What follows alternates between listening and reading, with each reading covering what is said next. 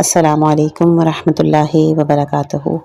خوش آمدید ہماری نیو آڈیو بک سیریز میں کہ جس کا عنوان ہے شرح حدیث جنود عقل و جہل، امام خمینی کی گہرے معانیوں پر مبنی تشریحات کے ساتھ۔ بسم اللہ کرتے ہیں اس کتاب کا۔ آپ کو جتنی بھی اس کی پارٹس ہوں گے وہ پلے لسٹ بنا میں شرح حدیث جنود عقل و جہل میں انشاءاللہ کے مل جائے گی۔ آج انشاءاللہ کی اس کتاب کا حصہ نمبر 7واں ہم بیان کریں گے۔ چھٹے حصے میں ہم لوگوں نے رضا کے حوالے سے بات کی تھی، جو کہ عقل اور رحمان کے لشکروں میں سے ہے اور یہ فطرت مخمورہ کا لازمہ ہے۔ اسی طرح سخط کا تعلق بھی جہل اور ابلیس کے لشکروں سے ہے اور یہ فطرت محجوبہ کا لازمہ ہے۔ یہ مقام ربوبیت کی معرفت میں کمی اور اللہ تعالیٰ کے عظیم مرتبے سے ناآگاہی کا نتیجہ ہے۔ نیز یہ حب نفس اور حب دنیا کا منحوس ثمر ہے کہ جو انسان کی سماعت و بصارت کو خواہشات نفسانی اور دنیاوی آرزوؤں کے علاوہ دیگر امور کے ادراک سے محروم کر دیتا ہے۔ یہ روحانی مدارج، اہل معرفت کے درجات اور اہل قلوب کے مقامات سے محجوبیت کے باعث نفوس کی اصلاح اور دلوں کی تربیت کرنے والی بلاؤں اور آزمائشوں سے روگرداں رہتا ہے، جبکہ حصول دنیا سے راضی اور خوشنود، جبکہ دنیا بدترین امتحان اور آزمائش ہے۔ یہاں پر ہم اس سلسلے میں بعض احادیث کا ذکر کریں گے۔ شاید صاحبان وحی و تنزیل کے فرامین کی برکت سے دلوں کی سختی میں نرمی پیدا ہو جائے، غافل نفوس کو کچھ بیداری نصیب ہو۔ اگرچہ ہم نے اپنی کتاب چہل حدیث میں مومنین کی آزمائش کی بحث میں طویل شرح لکھی ہے اور آزمائش کا فلسفہ بیان کیا ہے، لیکن مزید استفادہ اور حوالے کی زحمت سے اجتناب کی خاطر چند ایک کا تذکرہ کرتے ہیں۔ اصول کافی میں علامہ مجلسی نے اپنی اسناد کے ذریعے امام صادق علیہ السلام سے روایت کی ہے کہ آپ نے فرمایا، لوگوں میں سب سے زیادہ سخت آزمائش انبیاء کی ہوتی ہے، پھر ان کے کہ جو ان سے نزدیک ہیں، پھر ان کی یہ جو مرتبے میں دوسروں سے بالا تر ہیں۔ نیز امام صادق علیہ السلام سے ہی مروی ہے کہ آپ علیہ السلام نے فرمایا، بتحقیق بڑا ثواب بڑی آزمائش پر موقوف ہوتا ہے۔ اللہ جس جماعت سے محبت کرتا ہے انہیں امتحان اور آزمائش میں مبتلا کرتا ہے۔ اسی طرح آپ بھی سے منقول ایک اور حدیث ہے کہ بے شک زمین میں اللہ کے کچھ خالص بندے ہیں، اللہ آسمان سے جو تحفہ نازل کرتا ہے اس کا رخ ان کی طرف سے موڑ کر دوسروں کی طرف کرتا ہے، اور جو بلا وہ نازل کرتا ہے اس کا رخ ان کی طرف کر دیتا ہے۔ اس سلسلے میں احادیث زیادہ ہیں کہ اللہ تعالیٰ اولیاء اور مومنین پر اپنے لطف و کرم کے باعث انہیں اس دنیا میں آزمائشوں میں مبتلا کرتا ہے۔ اس کی بنیادی وجہ یہ ہے کہ اگر وہ انہیں ناز و نعمت میں مبتلا کرے تو وہ غالباً دنیا کی طرف مائل ہو جائیں گے اور دنیاوی لذتوں اور خواہشات کا ان کے دلوں پر اثر پڑے گا، جو دنیا سے ان کی محبت اور لگاؤ میں اضافہ کرے گا۔ اس طرح وہ طبعی طور پر اللہ تعالیٰ آخرت کی باعزت زندگی، نفس کی معنویت اور نفسانی امراض کے معالجے سے غافل ہو جائیں گے، نیز روحانی درجات کے حصول میں ناکام ہو جائیں گے۔ خلاصہ یہ کہ اگر کوئی مالداروں کی حالت پر غور کرے تو مشاہدہ کرے گا کہ مال و دولت، صحت و سلامتی، امن و سکون اگر لوگوں کے ہاں جمع ہو جائیں تو بہت کم لوگ اپنے آپ کو خرابیوں اور روحانی بیماریوں سے محفوظ رکھنے اور نفس کی سرکشی کو لگام دینے میں کامیاب رہیں گے۔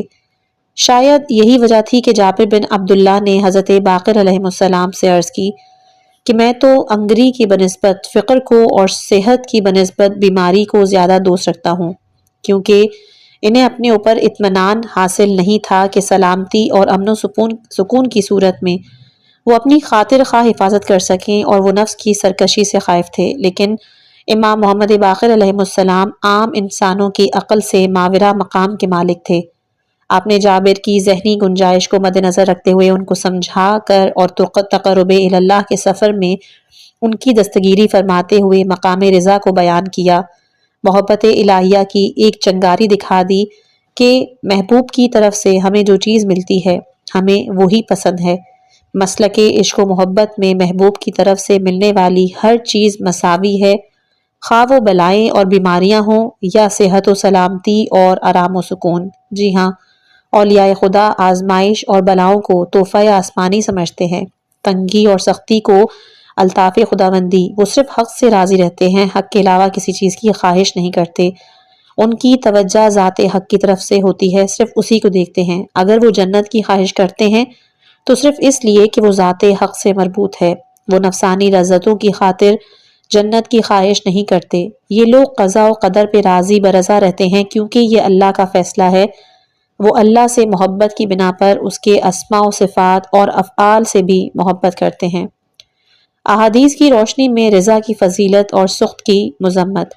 کافی میں امام جعفر صادق علیہ السلام سے مروی ہے کہ آپ نے فرمایا، اطاعت خداوندی کی بنیاد بندے کے ہاں پسندیدہ اور ناپسندیدہ دونوں امور میں اللہ کی خاطر صبر اور رضا کا ثبوت دینا ہے۔ بندہ اپنے مرغوب یا نامرغوب چیز میں اللہ سے راضی نہیں ہوتا مگر یہ کہ اس مرغوب یا نامرغوب چیز میں اس کی بھلائی ہوتی ہے۔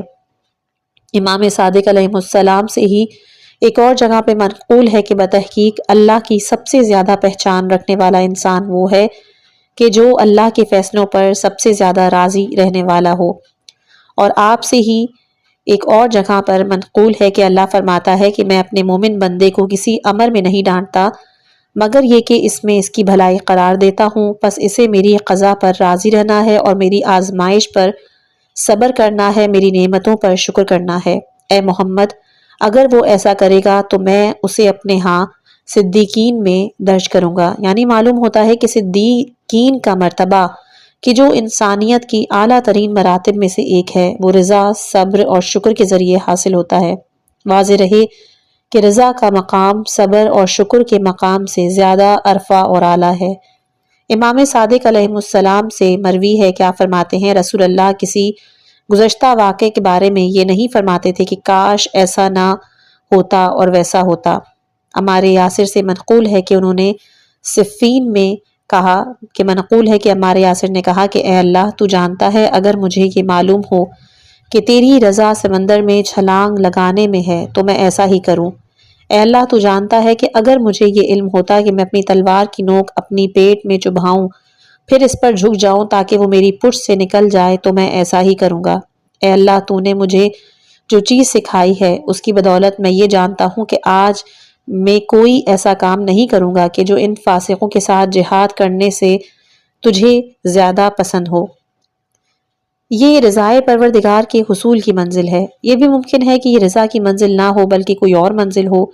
نیز یہ بھی ممکن ہے کہ یہ رضائے عبد کی منزل یا خدا کی رضا میں بندے کی رضا کے فانی ہونے کی منزل ہو۔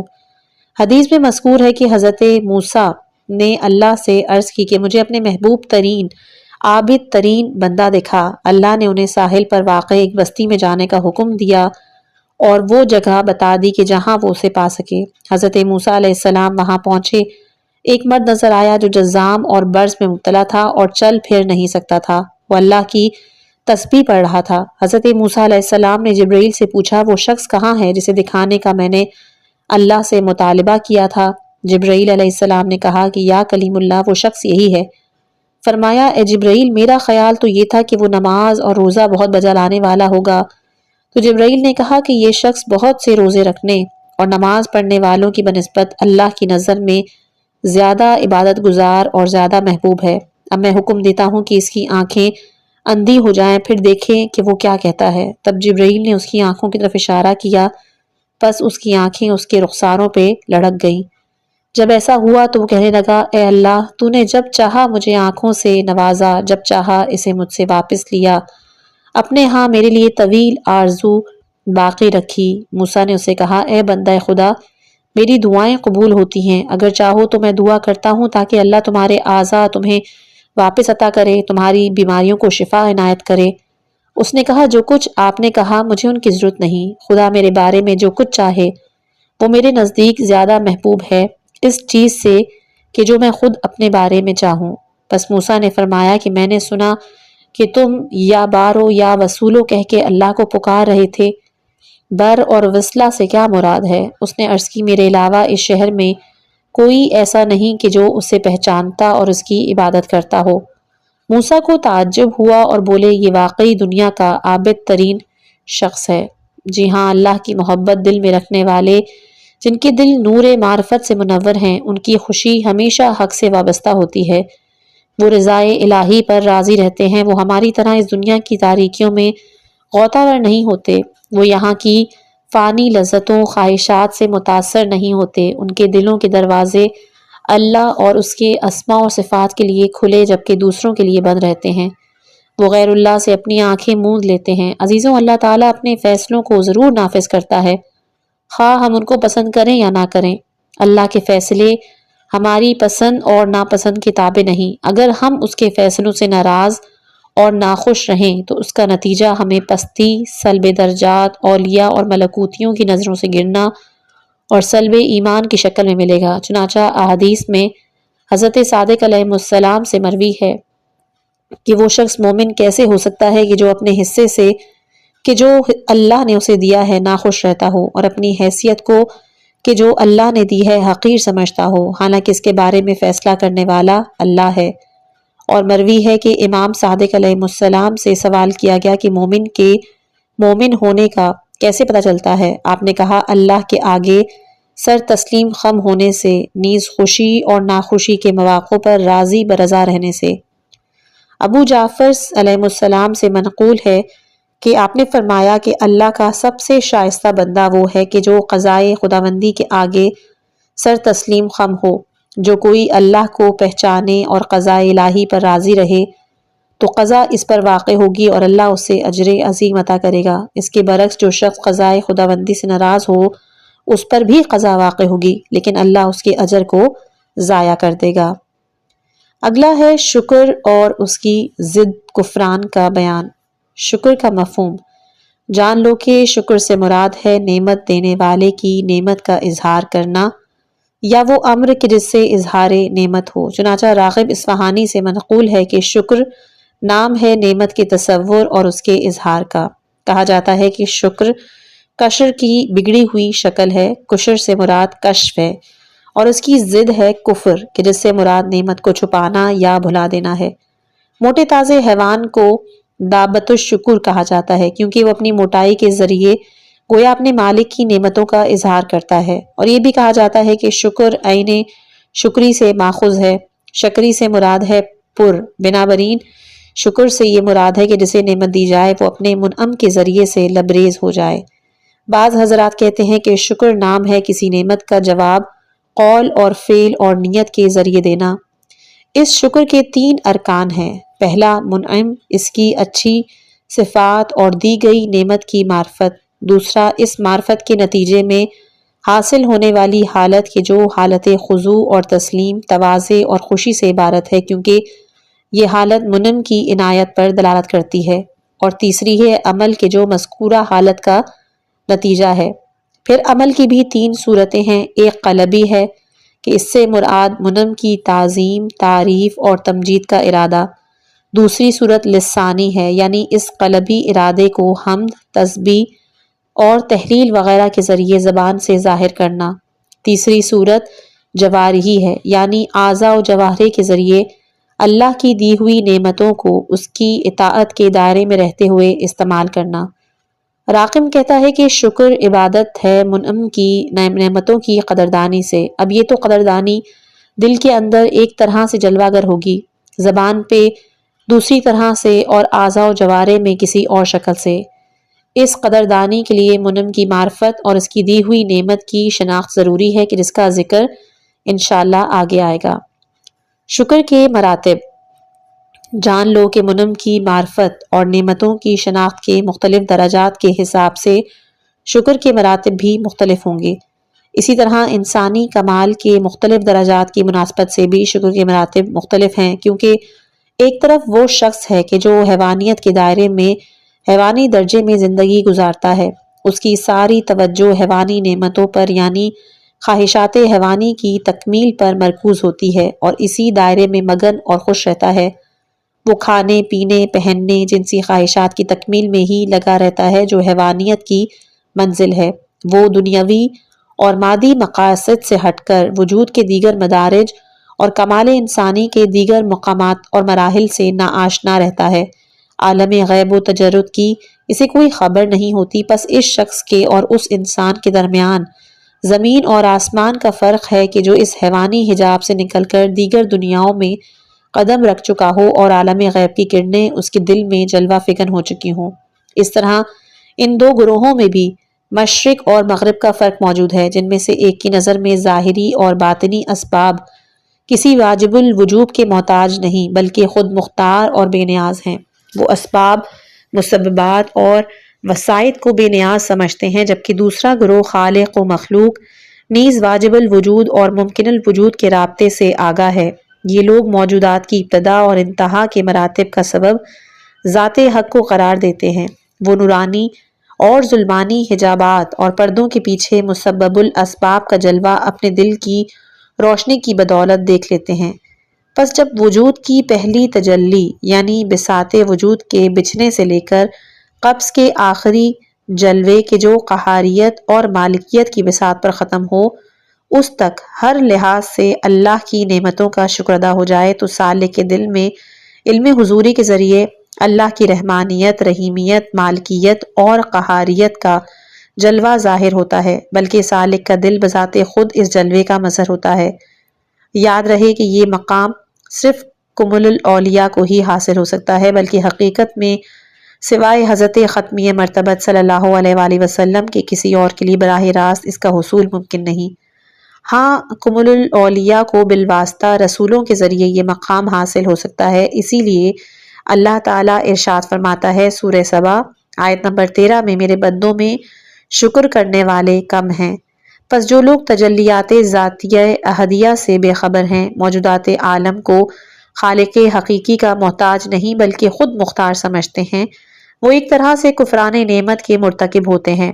اسی طرح جو لوگ اسماء اور صفات کی تجلیوں کا مشاہدہ نہیں کرتے، ان کا دل آئینہ اسماء نہیں ہے، وہ بھی ایک طرف سے کفران نعمت میں مبتلا ہے۔ نیز جو لوگ تجلیات افعالی اور توحید فعلی سے غافل ہیں، وہ بھی کفران۔ قرآن میں خداوند متعال سورہ اعراف آیت نمبر 180 میں فرماتا ہے، ان لوگوں کو چھوڑ دو کہ جو اللہ کے اسماء میں الحاد کے مرتکب ہوتے ہیں۔ اس کے برعکس جو لوگ خمسہ الہیہ کو جمع کریں، انسان کے سرائر خفیہ کے پیکر بن جائیں اور برزنیت کبریٰ کی منزل کے مکی بنے، ظاہر اور باطنی نعمتوں سے بہرے مند ہوں، وہ تمام زبانوں میں اللہ کا شکر ادا کرتے ہیں اور اس کی حمد و ثنا کرتے ہیں، کیونکہ شکر منعم حقیقی کی عطا کردہ نعمتوں کی تعریف سے عبارت ہے۔ پس اگر وہ نعمت ظاہری نعمتوں میں سے ہو تو اس کا شکر اور ہے، اور اگر اس کا تعلق باطنی نعمتوں میں سے ہو تو اس کا شکر اور اگر وہ حقیقی علوم اور معارف سے مربوط ہو تو اس کا انداز شکر مختلف ہے۔ اگر وہ نعمت افعالی کی تجلی ہو تو اس کا انداز شکر اور ہے۔ اس طرح اگر وہ اسماء اور صفات کی تجلی ہو تو اس کا شکر اور طرح کا ہے۔ نیز اگر اس کا تعلق تجلیات ذاتیہ سے ہو تو اس کا انداز شکر جداگانہ ہوتا ہے، چونکہ اس قسم کی نعمتیں اللہ کی گنتی کے چند خالص ترین بندوں کو حاصل ہوتی ہیں۔ اس لیے شکر اور ثنائے معبود کی ذمہ داریوں کی ادائیگی بھی یہی تھوڑے سے مگر خالص ترین اولیاء ہی کر سکتے ہیں۔ وَقَلِيلٌ مِّنْ عِبَادِيَ الشُّكُورُ۔ یاد رہے کہ بعض صاحب معرفت محققین نے کہا ہے کہ شکر بندگان خاص سے مختص مقام نہیں بلکہ یہ ایک عام درجہ ہے، کیونکہ شکر منعم کی نعمتوں کا بدلہ چکانے کا مفہوم اپنے اندر رکھتا ہے، جبکہ یہ بے ادبی ہے اگر سالک یہ کہے کہ اللہ کو اپنی سلطنت میں مکمل اختیار حاصل ہے، جو چاہے کرے، پھر وہ اپنا بھی کوئی اختیار دیکھے تو وہ اپنے آپ کو ادائے شکر کا اہل نہیں سمجھے گا، کیونکہ انسان اور اس کے تمام اختیارات اور افعال سب کے سب اللہ کے اختیار میں ہیں۔ پس چونکہ شکر میں بدلے کا عنصر موجود ہے، اس لیے یہ بے ادبی ہے، مگر یہ کہ بندے کو شکر کرنے کا حکم دیا جائے، اس صورت میں شکر کی ادائیگی حکم خداوندی کی تعمیل محسوب ہوگی۔ بنابراین اولیاء کا شکر اطاعت خداوندی سے عبارت ہوگا اور خود شکر نعمت کا بدلہ چکانے کے مفہوم میں نہیں ہوگا۔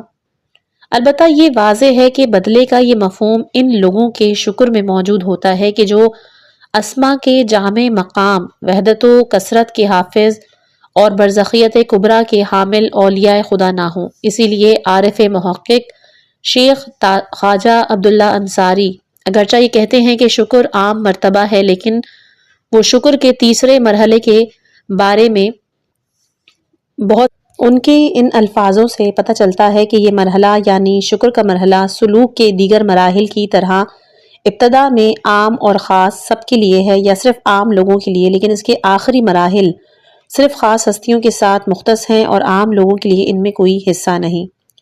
شکر عقل کا لشکر اور فطرت مخمورہ کا لازمہ ہے، جبکہ کفران نعمت جہل کا لشکر اور فطرت محجوبہ کا لازمہ۔ جان لو کہ منعم کی تعظیم، اس کی تعریف کا جذبہ ان فطریات میں سے ایک ہے جنہیں اللہ نے اپنے قلم قدرت سے تمام بنی نوع انسان کی فطرت میں رکھ چھوڑا ہے۔ سب انسان اس میں برابر کے شریک ہے۔ جو کوئی اپنی فطرت سلیم کی طرف رجوع کرے وہ جان لے گا کہ منعم کی تعظیم اور محبت کا جذبہ اس کی ذات کی کتاب میں محفوظ ہے۔ دنیا والے اپنی دنیاوی منعموں اور مالکوں کی جو تعریف اور تعظیم بجا لاتے ہیں وہ اسی خداداد فطرت کا ہی نتیجہ ہے۔ اسی طرح علم حاصل کرنے والے افراد اپنے استاد اور دانشوروں کی جو تعظیم اور تعریف کرتے ہیں وہ بھی اسی فطرت کا ثمر ہے۔ اگر کوئی شخص کفران نعمت کرے یا کسی منعم کی تعریف نہ کرے تو یہ خداداد فطرت کے تقاضوں کی مخالفت، نیز جبلت اور طبع انسانی سے بغاوت ہے۔ اس لیے شکر منعم نہ کرنے والوں یعنی کفران نعمت کرنے والوں کی مذمت سارے ہی لوگ کرتے ہیں، اور کفران نعمت کو انسان کی ذاتی جبلت کے تقاضوں کے منافی قرار دیتے ہیں۔ البتہ یہ باتیں کسی بھی منعم کے شکر سے متعلق تھیں، خواہ وہ منعم حقیقی ہو یا مجازی، لیکن یہ یاد رہے کہ فطرت سلیم یعنی غیر محجوب فطرت مخمورہ کا لازمہ اور تقاضا ہے کہ منعم علی الاخلاق یعنی اللہ کی ذات مقدس کا شکریہ ادا کیا جائے، اس کی تعریف کی جائے، کیونکہ اس کی نعمتوں اور رحمت کا دائرہ پورے عالم وجود پر محیط ہے اور کائنات کا ہر ذرہ اس کے خانِ نعمت اور سایہ رزاقیت کا خوشہ چین ہے۔ اللہ کے پاک ذات کامل مطلق اور کمال مطلق ہے۔ کمال مطلق ہونے کا لازمہ یہ ہے کہ اس کی رحمت اور رزاقیت بھی لا محدود اور مطلق ہو۔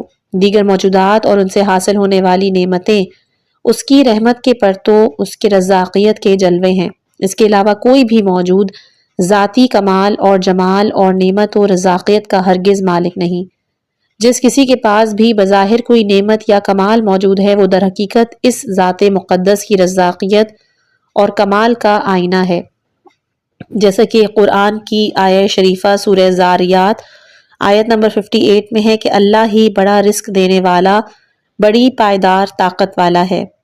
اس سے یہ نقطہ کھل کے سامنے آتا ہے کہ کیونکہ اس آیت میں رزاقیت کو صرف اللہ کے ساتھ مختص کیا گیا ہے، سورہ فاتحہ سے یہ نکات اور بھی لطیف انداز میں ثابت ہوتے ہیں، جیسے کہ سورہ فاتحہ میں ہے الحمدللہ رب العالمین، تمام تعریفیں اللہ کے لیے کہ جو عالمین کا رب ہے۔ اس آیت میں ہر قسم کی تعریف اور ثنا کو اللہ سے مختص قرار دیا گیا ہے، خاص کر بسم اللہ کو الحمدللہ کے ساتھ مربوط قرار دے کر، جیسا کہ صاحبان عرفان اور ایقان کا وتیرہ ہے۔ اور اس لطیف اور دقیق نقطے کے اندر ایسے اسرار پوشیدہ ہیں کہ جن کا اظہار خطرے سے خالی نہیں۔ خلاصہ یہ کہ جو فطرت سلیم خلقت کی محدودیتوں کے پردے میں محجوب نہ ہوئی ہو اور جس نے امانت کو صاحب امانت کے پاس حفاظت کے ساتھ لوٹا دیا ہو، وہ ہر نعمت اور ذات حق کا شکر کرتی ہے، بلکہ فطرت سلیمہ کے نزدیک ہر شکر کرنے والے کا ہر شکر، نیز ہر حمد و ثنا کرنے والے کی ہر حمد و ثنا، خواہ وہ جس طریقے سے اور جس کے لیے اور جس نعمت کی بنا پر ہو، اس کی بازگشت صرف اور صرف اللہ کی ذات پاک کی طرف ہوتی ہے، اگرچہ فطرت محجوبہ کے حامل لوگوں کا یہ گمان ہو کہ وہ کسی اور کی تعریف اور ثنا کر رہے ہیں۔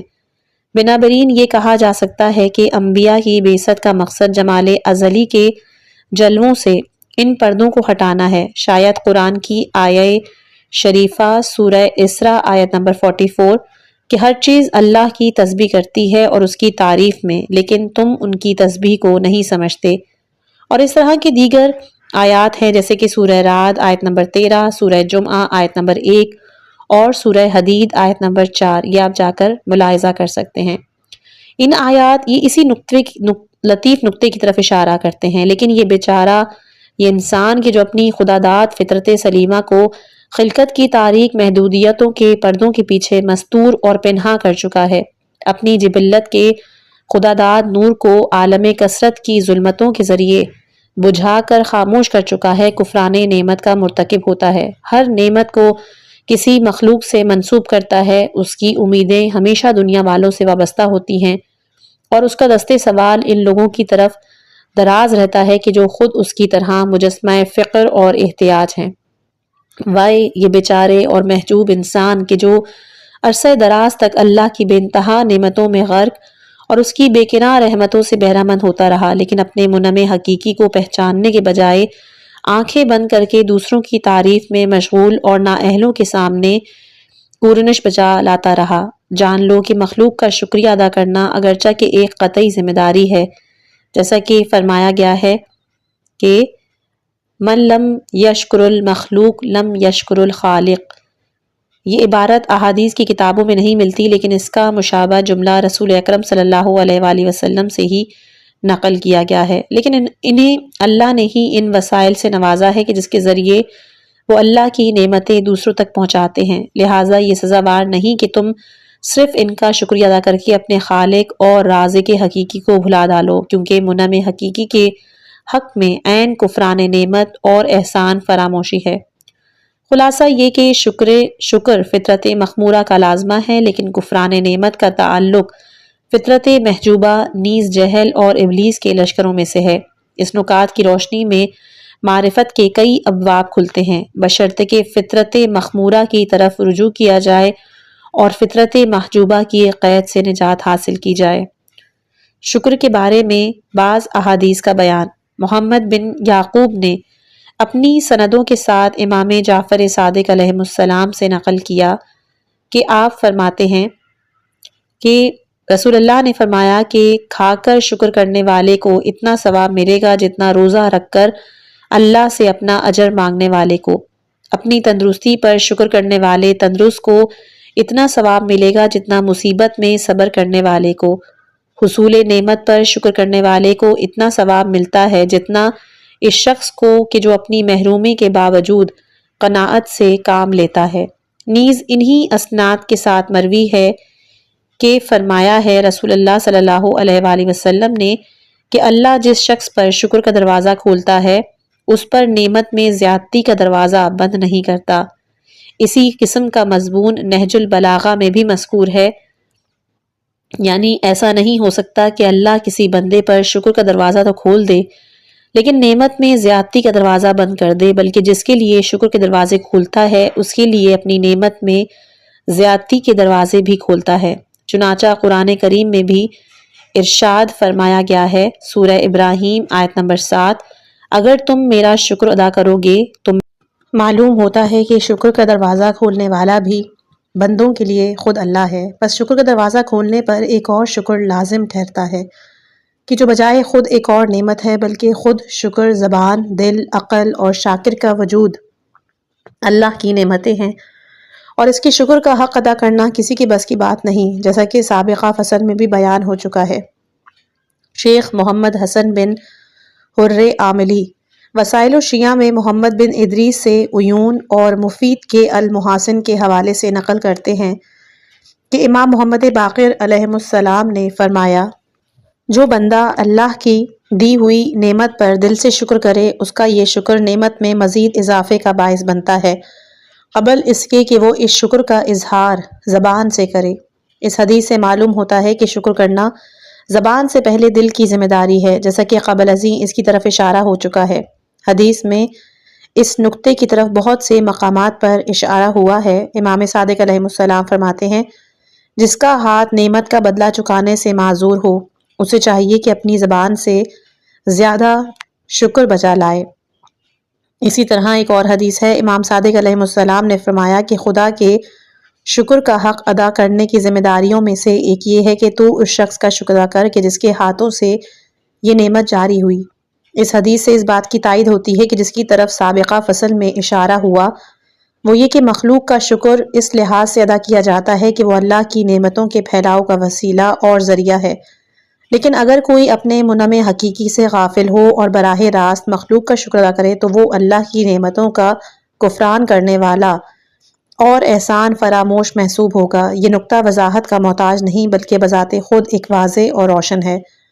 وسائل میں شیخ کی المجالس سے منقول ہے کہ شیخ نے اپنی سندوں کے ساتھ رسول اکرم صلی اللہ علیہ وآلہ وسلم سے روایت کی ہے کہ آپ نے فرمایا کہ قیامت کے دن بندے کو لا کر اللہ کے سامنے کھڑا کیا جائے گا، پھر اللہ اسے جہنم کی طرف لے جانے کا حکم دے گا، وہ عرض کرے گا اے میرے رب کیا تو مجھے آگ میں ڈالنے کا حکم دیکھا جبکہ میں نے قرآن پڑھا ہے؟ اللہ فرمائے گا اے میرے بندے بتحقیق میں نے تجھے اپنی نعمتوں سے نوازا لیکن تو نے میری نعمت کا شکر ادا نہیں کیا۔ وہ کہے گا اے میرے رب تو نے مجھے فلاں نعمت دی، میں نے فلاں طریقے سے تیرا شکر ادا کیا، نیز تو نے مجھے وہ نعمت دی اور میں نے اس طریقے سے تیرا شکر ادا کیا۔ اس طرح وہ نعمتوں اور شکر کی تعداد کو گنتا جائے گا۔ پس اللہ فرمائے گا اے میرے بندے تو نے درست کہا لیکن تو نے اس کا شکر ادا نہیں کیا جس کے ذریعے میں نے تجھے اپنی نعمت سے نوازا۔ بتحقیق میں نے اپنے تئیں یہ عہد کیا ہے کہ میں اپنی دی ہوئی نعمت پر کسی بندے کا شکر قبول نہ کروں گا جب تک کہ وہ میرے اس بندے کا شکر ادا نہ کر دے کہ جس نے وہ نعمت اس تک پہنچائی ہو۔ اس سلسلے میں احادیث اس قدر زیادہ ہیں کہ ان کے ذکر کی اور ان اوراق میں گنجائش نہیں ہے۔ طمع اور اس کی ضد یاس کا بیان۔ یہ مقصد 2 فصلوں پر مشتمل ہے۔ طمع اور یاس کا مفہوم اس سے قبل رجا اور قنوطیت کا ذکر ہوا۔ ممکن ہے کہ راوی نے صحیح طور پر یا بیان نہ کیا ہو، حدیث میں موجود بعض ناہمواریاں اسی وجہ سے ہیں۔ یہ بھی ممکن ہے کہ رجا اور طمع کے درمیان فرق ہو، اس طرح کہ رجا سے مراد رحمت کی امید ہو اور البتہ عمل کے ساتھ، اور طمع سے مراد بھی امید ہو لیکن عمل کے بغیر یا عمل پر نظر رکھے بغیر۔ اگرچہ کہ عمل سے عاری طمع کو عقل کے لشکروں میں شمار کرنا بعید معلوم ہوتا ہے کیونکہ احادیث شریفہ میں اس کی مذمت ہوئی ہے، بس شاید اس سے مراد وہ امید ہو کہ جو عمل پر رکھے بغیر باندھی جائے۔ یہ عارفین کا مقام ہے کہ جو اپنے عمل کو خیر بات کہہ چکے ہیں، نیز جو اپنے وجود اور اپنی انانیت کو چھوڑ کر عالم وجود کو ٹھوکر مار چکے ہیں۔ اس طرح ہر وہ 2 جہان سے آزاد ہو چکے ہیں جن کی نظریں محبوب حقیقی پر مرکوز ہیں اور اپنے آپ کو اور اپنے اعمال کو نہ دیکھتے ہوں۔ یوں رحمت حق کے جلووں نے ان کے دلوں کو نئی زندگی بخشی ہو اور ان کا دستے سوال اللہ اور اس کی رحمت کی طرف دراز ہو، یعنی وہ دوسروں سے بے نیاز ہو کر صرف اللہ ہی سے رشتہ جوڑ چکے ہوں۔ بنابراین یاس کے جو اس طمع کے مقابلے میں ہے، اس کا دائرہ قنوطیت سے عام ہوگا، یعنی اخذ کے مقابلے میں عام ہوتا ہے اور وہ رحمت سے نا امید ہونے سے عبارت ہے۔ خواہ وہ اطاعت گزار نہ ہو یا مطیع تر ہو، لیکن اس کی نظر میں عبادتوں پر ہو اور اس سے اس کی امید وابستہ ہو کہ جو اہل عرفان اور معرفت کے مسلک میں بجائے خود اللہ کی رحمت سے مایوسی اور دائرہ رحمت کو تنگ سمجھنے کے مترادف ہے۔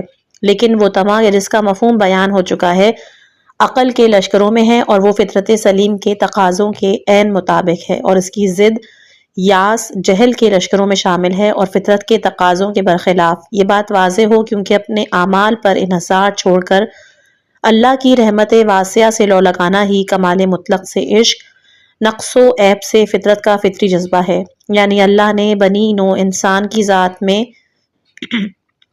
جیسے کہ سورہ روم میں بیان ہوا آیت نمبر 30، کہ اللہ کی وہ فطرت کی جس پر اللہ نے لوگوں کو خلق کیا ہے، اس کے مطابق جو چیز شامل کی ہے یہ اس کا لازمہ ہے۔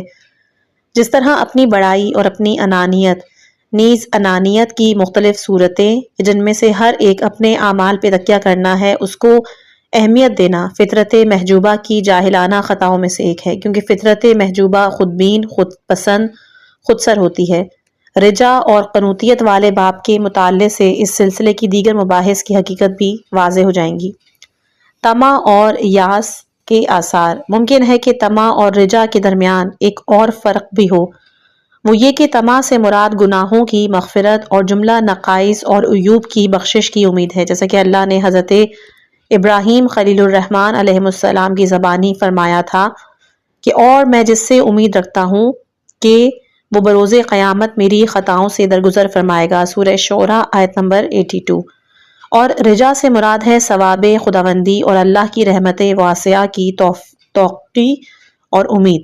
یہ بھی ممکن ہے کہ معاملہ اس کے برعکس ہو، بنابراین ان میں سے ہر ایک کی ضد بھی اسی حساب سے مختلف ہوگی۔ بہر صورت ذات پروردگار سے رجا اور طمع رکھنا، نیز مخلوقات سے قطع امید کرتے ہوئے اللہ سے وابستہ ہونا فطرت سلیم کا لازمہ ہے۔ ذات پروردگار اور معصومین علیہم السلام نے اس چیز کی تعریف کی ہے، چنانچہ ارشاد ربانی ہے اللہ کو خوف اور امید کے ساتھ پکارو کہ اللہ کی رحمت نیکوکاروں کے قریب ہے، سورہ اعراف آیت نمبر 56۔ اسی طرح مومنین کی توصیف میں بھی ہے کہ رات کو جن کے پہلو بستروں سے الگ رہتے ہیں، وہ اپنے رب کو خوف اور امید کے ساتھ پکارتے ہیں اور جو کچھ ہم نے انہیں دیا ہے اس میں سے خرچ کرتے ہیں۔ سورہ سجدہ آیت نمبر 16۔ جس طرح اللہ تعالیٰ سے رجا اور اس کی رحمت واسعہ کی طمع اور اس ذات پاک کے چشمہ فیض کی امید توحید کا ایک شعبہ اور فطرت مخمورہ کا لازمہ ہے، نیز اللہ کے علاوہ دیگر موجودات سے اپنی توقعات کو ختم کرنا اور لوگوں سے بے نیازی بھی خداداد فطرت مخمورہ کا لازمہ ہے۔ اس طرح غیر اللہ سے طمع اور توقع وابستہ کرنا شرک کا ایک شعبہ ہے، نیز یہ شیطانی وسوسوں کا شاخسانہ فطرت سلیم کی منافی اور فطرت محجوبہ کا لازمہ ہے۔ کافی میں کلینی اپنی اسناد کے ساتھ حضرت سجاد علیہ السلام سے روایت کرتے ہیں کہ آپ نے فرمایا، دوسروں کے پاس موجود اشیاء سے اپنی امید قطع کرنے میں ہی مکمل بھلائی ہے۔ الوسائل میں شیخ خرعاملی اپنی اسناد کے ساتھ امیر المومنین علیہ السلام سے روایت کرتے ہیں کہ آپ نے محمد بن حنفیہ کے نام اپنی وصیت میں فرمایا تھا کہ اگر تم دنیا اور آخرت دونوں کی بھلائی باہم حاصل کرنا چاہتے ہو تو پھر دوسرے لوگوں کے پاس موجود اشیاء کی طمع نہ کرو۔ وسائل میں ہی ابو جعفر امام محمد باقر علیہ السلام سے ایک حدیث منقول ہے کہ وہ فرماتے ہیں کہ ایک شخص رسول اللہ صلی اللہ علیہ وآلہ وسلم کی خدمت میں آیا، عرض کی، اے رسول خدا، مجھے کوئی چیز سکھائے۔ حضور نے کہا، جو کچھ لوگوں کے ہاتھوں میں ہے اس سے اپنی امید قطع کرو، کیونکہ یہ آشکار بے نیازی اور دولت مندی ہے۔ اس شخص نے عرض کی، اے رسول خدا، میرے علم میں مزید اضافہ فرمائیں۔ تو فرمایا، طمع سے بچو، کیونکہ طمع آشکار احتیاج اور فقر ہے۔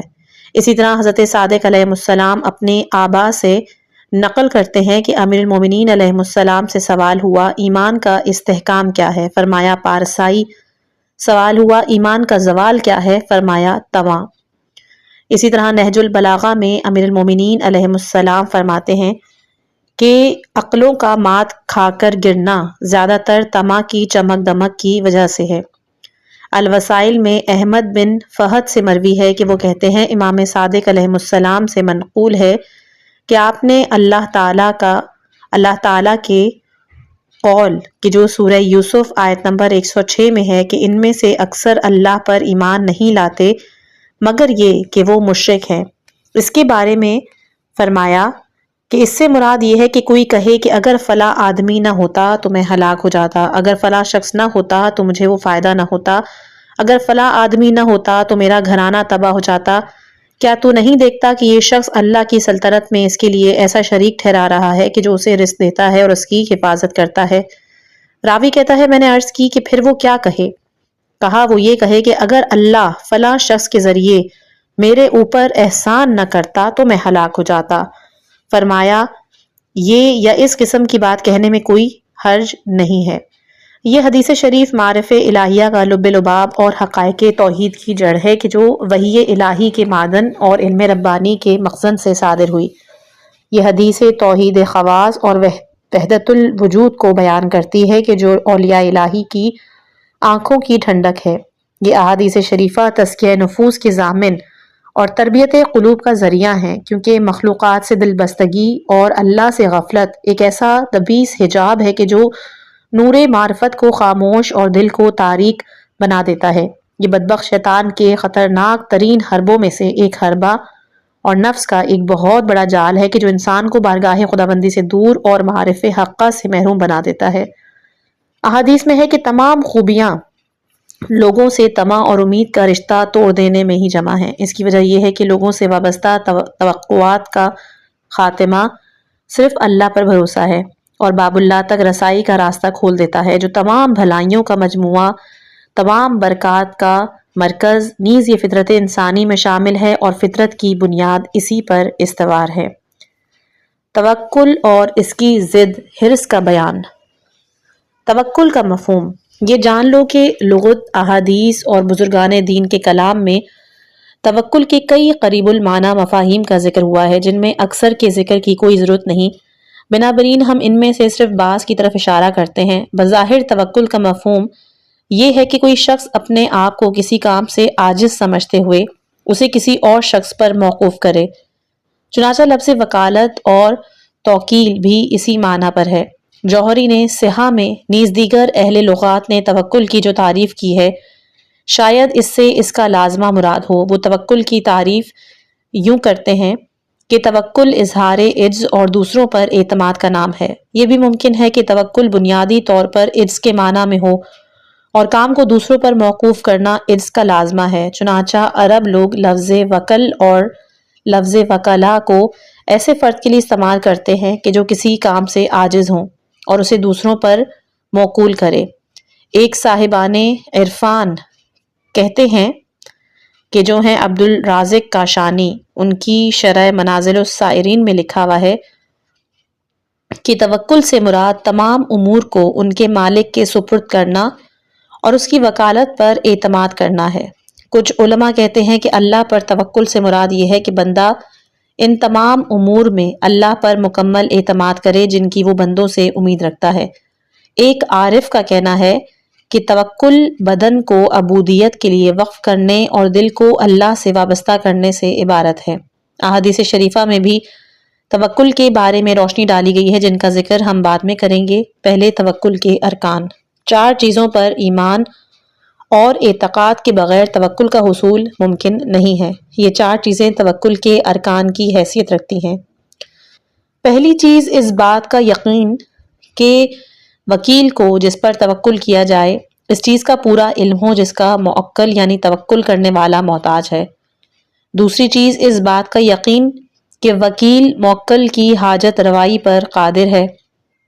تیسری چیز اس بات پر ایمان کہ وکیل بخل سے عاری ہے، اور چوتھی چیز اس بات پر ایمان کہ وکیل کو موکل سے محبت اور انس ہو۔ اگر ان شرائط میں سے کوئی ایک بھی حاصل نہ ہو تو توکل یعنی وکیل پر اعتماد کا حصول ممکن نہیں۔ مثلا اگر موکل احتمال دے کہ وکیل کو اس کے امور کا علم اور اس کی حاجت کا پتہ نہیں تو اس پر بھروسہ کیسے کر سکتا ہے؟ اس طرح اگر وہ اس کے علم پر تو ایمان رکھتا ہو لیکن یہ احتمال ہو کہ علم کامل کے باوجود وکیل اس کی حاجت روائی سے عاجز ہے تو بھی اس پہ بھروسہ نہیں کرے گا۔ اسی طرح اگر اسے اس کی طاقت اور قدرت کا بھی علم و یقین ہو مگر یہ احتمال ہو کہ وہ بخیل ہے، اس صورت میں بھی وہ بھروسہ نہیں کرے گا۔ نیز اگر ان تینوں باتوں کا بھی یقین ہو مگر اس کی محبت اور شفقت پر شک ہو تو پھر بھی اس پر اعتماد بھروسہ نہیں کرے گا اور توکل نہ ہو سکے گا۔ بنابراین توکل کی بنیاد مذکورہ 4 امور پر استوار ہے۔ قبل ازیں ہم نے عرض کیا تھا کہ مذکورہ 4 چیزوں پر ایمان اور اعتقاد رکھنا توکل کا بنیادی رکن ہے۔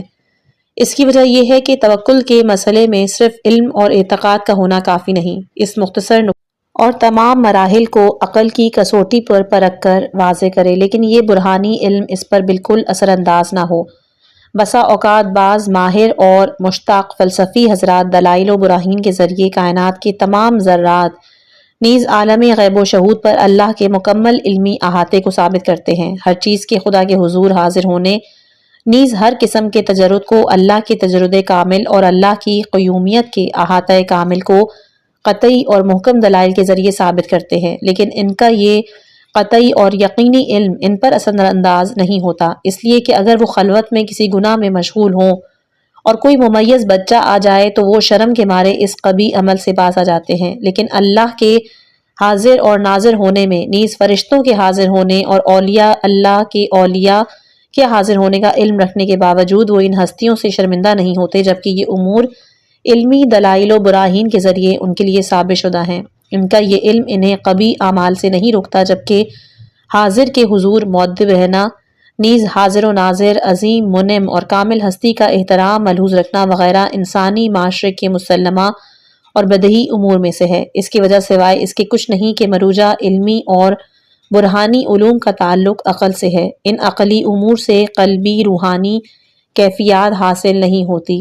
اس طرح ممکن ہے کہ کوئی زبردست فلسفی اپنی پوری زندگی قدرت خداوندی کی عظمت کو ثابت کرنے میں صرف کرے، علمی قطعی دلائل و براہین سے ثابت کرے کہ کائنات میں اللہ کے علاوہ کسی کا کوئی عمل اور دخل نہیں، یہ تمام موجودات خواہ عالی مرتبہ ہوں یا حقیر، نیز غیب اور شہود کی تمام قوتیں اس کائنات کے احاطے میں خالق کے سامنے بے بس ہیں۔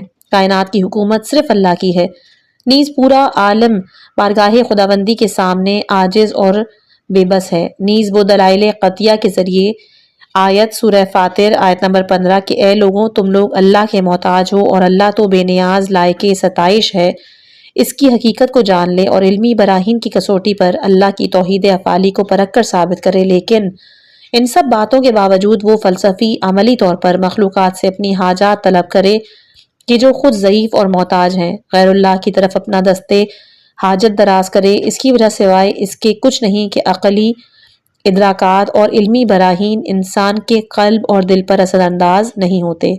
اس عقلی دنیا سے پرے اور بھی دنیایں ہیں، اس وادی سے آگے عشق کی اور بھی وادیاں ہیں، اور ہم سب ابھی ان کی ابتدائی راہوں میں گم ہیں۔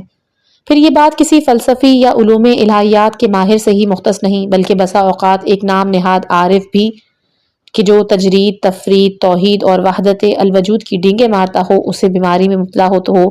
کتنے ہی عظیم فقہا محدثین ایسے ہوں کہ جو معصومین علیہم السلام کی احادیث سے تو آشنا ہوں، نیز خدا پر توکل اور بھروسے سے مربوط احادیث کے حافظ بھی ہوں، ان احادیث کو وحی کا خزانہ بھی سمجھے، نیز ان کی صداقت کے معتقد بھی ہوں اور برہانی علوم کی طرح ان پر ایمان بھی رکھتے ہوں، لیکن اس کے باوجود وہ بھی اسی بیماری میں مبتلا ہوں۔ اب اس کی صرف یہی وجہ ہے کہ ان کے علم نے عقل اور ذہن کی حدود سے تجاوز نہیں کیا اور وہ دل کی حدود میں داخل ہی نہیں ہوا کہ جو ایمان کے نور کی سرزمین ہے۔ جب تک علم قلب اور ذہن کی حدود میں مقید رہے گا، اس سے قلبی اور روحانی کیفیتیں حاصل نہیں ہوں گی۔